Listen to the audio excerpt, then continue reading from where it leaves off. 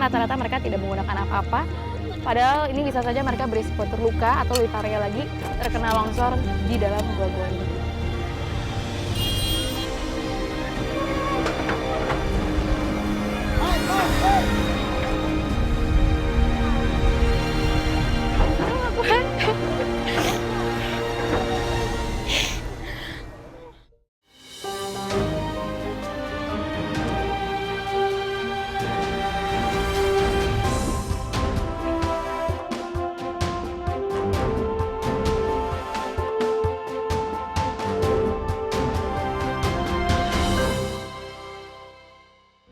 Pemirsa, di balik keindahan alamnya, Provinsi Nusa Tenggara Timur juga menyimpan kekayaan mineral berupa batu mangan yang merupakan kualitas terbaik di dunia.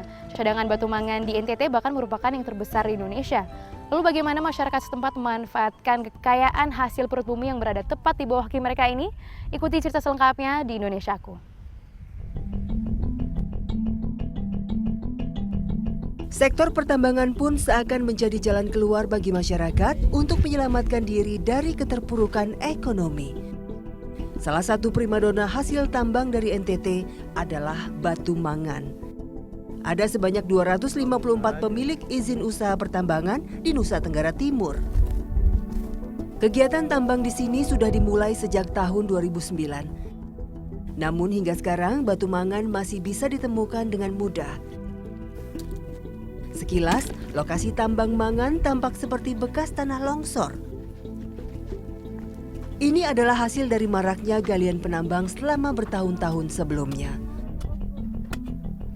Sedikit demi sedikit, tanah pun tergerus hingga membentuk lubang-lubang besar yang tidak beraturan. Jarak dari puncak hingga ke dasar tambang bahkan mencapai 5 hingga 10 meter lebih. Para penambang hanya membutuhkan linggis dan sekop untuk bekerja. Di sini, penambang pria dan wanita bercampur menjadi satu untuk mendulang rezeki. Beberapa mencari mangan dari permukaan, sementara yang lain mengumpulkan batu mangan dari dalam lubang.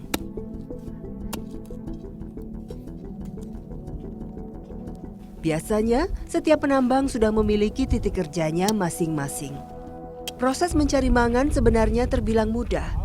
Namun semuanya membutuhkan tenaga dan kondisi fisik yang kuat, apalagi mereka hanya mengandalkan tangan untuk memilah-milah batuan yang tajam ini. Batu mangan yang sudah dipecahkan biasanya dikumpulkan ke dalam ember atau karung. Kecepatan memenuhi karung pun tergantung dari kekuatan masing-masing penambang. Tentu bukan hal yang mudah dilakukan di bawah panas terik matahari siang ini. Sesekali mereka pun harus beristirahat.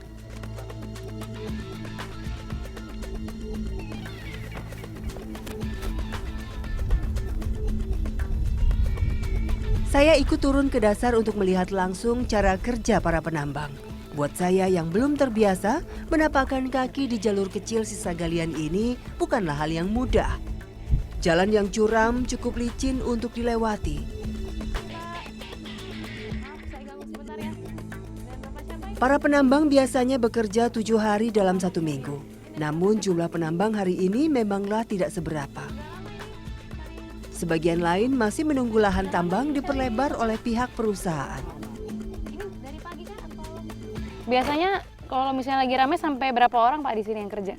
Sampai ribuan, Bu. Sampai ribuan? Sampai ribuan. Ini kan orang-orang lain masih pada nunggu dilebarin kan ya? Iya, ya. Kalau Bapak kenapa memilih untuk tetap cari mangan? Karena potensi alam untuk kita bisa menghasilkan keluarga paling cepat mangan. Ngeri mangan ya? Iya. Kalau hasil yang lain-lain tapi kadang terlambat. Sedang kita butuh uang untuk mau ke sekolah anak.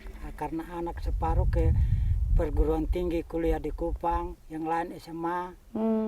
Semua itu dibiayainnya dari hasil mangan ini? Dari hasil mangan. Di dinding-dinding goa, batu mangan berwarna hitam terlihat menonjol keluar. Namun para penambang juga harus memperhitungkan titik-titik mana yang bisa digali atau dipecahkan agar tidak menimbulkan longsor. Karung dan ember yang sudah penuh kemudian diangkut ke atas. Para penambang pria bisa mengumpulkan hingga 10 karung lebih dalam satu hari.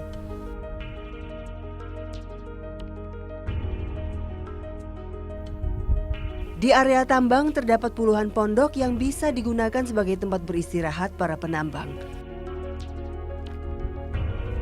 Pondok-pondok ini pun kosong ketika ditinggal para penambang pulang ke rumah. Namun, ada beberapa yang justru menjadikan lokasi tambang mangan sebagai rumah mereka. Halo Mama, mau kemana ini? Salah satunya termasuk Mama Eti dan Mama Bano yang tinggal di gubuk-gubuk kecil ini. Mama Eti dan Mama Bano adalah tulang punggung keluarga. Mereka tidak memiliki tempat tinggal sehingga memilih untuk menetap di lokasi tambang. Tidak jarang, anak-anak pun akhirnya ikut bekerja. Mama, ini kan kebanyakan penambang pakai pondok cuman buat istirahat. Kalau Mama kenapa memilih menetap di sini? Karena lebih mudah, lebih dekat dengan area kerja, terus waktu untuk kerja juga bisa panjang. Iya. Tidak pulang ke rumah berarti? Saya Satu tidak- minggu selalu di sini? Saya full, tinggal di sini full karena ada rumah PT yang bisa bantu kami untuk tinggal menetap. Dan itu mereka izinkan saya boleh tinggal di rumah PT. Biar lebih dekat juga ke Iya. tambang ya. Kalau Mama Bano kenapa Mama? Tinggal di sini, tidak pulang ke rumah kah? Kami tidak ada tanah. Tidak ada tanah? Berarti emang setiap hari selalu tinggal di sini? Kalau misalnya Bapak kerja juga kah? Suami Mama? Kerja juga? Di mana? Di Sujara, Sulari. Oh, kemana? Dia di Kalimantan. Oh, tidak ikut nambang di sini? Mama berarti sendiri saja ya? Sama anak berdua di sini? Jarak dari rumah sampai ke lubang tambang hanya sekitar 200 meter. Sesampainya di lokasi, kami langsung bekerja. Di sini? Mama Eti mulai memecahkan batu mangan di dinding goa menggunakan linggis. Batu yang sudah mulai longgar kemudian dilepas secara manual menggunakan tangan. Sekilas memang tampak mudah memukul batu berulang-ulang hingga pecah. Namun, ketika saya ikut mencoba, ternyata pengambilan mangan jauh lebih rumit. Kami harus mengikis habis terlebih dahulu tanah yang menempel di sekitar batu, barulah mangan bisa terlepas dari cengkeraman dinding. Dari sini ya? Dari sini ya Bu ya? Iya, pegangnya begini Bu. Begini? Kalau ya begitu. Aduh, ini pekerjaannya Berat. Bu. sangat berat, sulit sekali. Emang kalau misalnya dilihat ini bukan pekerjaan yang pantas untuk perempuan sebenarnya. Cuma di sini mereka tidak punya pilihan karena mereka harus menghidupi keluarga, menafkahi sekolah anak-anak. Jadi pilihan tambang mangan ini menjadi satu-satunya pilihan mereka untuk mencari nafkah. Iya. Tapi kalau dengan pekerja yang mereka Sementara itu, Mama Beno dan kedua anaknya juga menyibukkan diri memecah-mecahkan batu mangan ke dalam karung. Bisa saja, anak-anak ini hanya menganggap lokasi tambang sebagai taman bermain. Namun bahaya kesehatan dan keselamatan mengancam mereka setiap hari. Mangan merupakan senyawa logam yang digunakan dalam industri baja. Kandungan di dalamnya pun berbahaya, terutama bagi para pekerja yang setiap hari menenggelamkan diri dalam lubang-lubang tambang ini. Resiko penyakit yang mengancam termasuk gangguan saraf, tremor, dan ispa atau infeksi saluran pernafasan akut.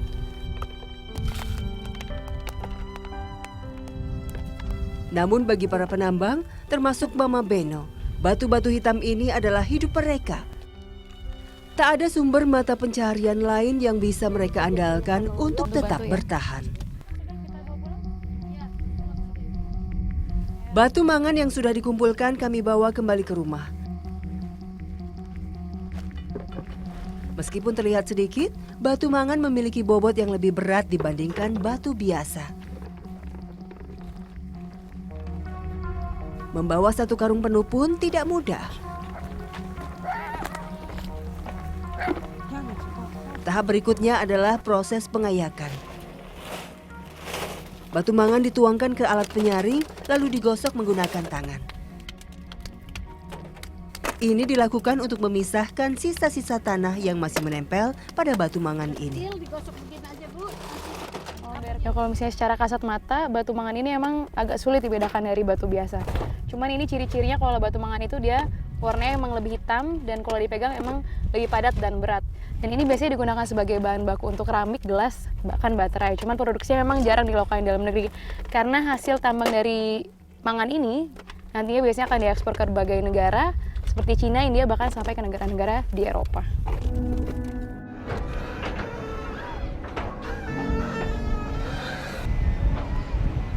Aduh, nggak kuat.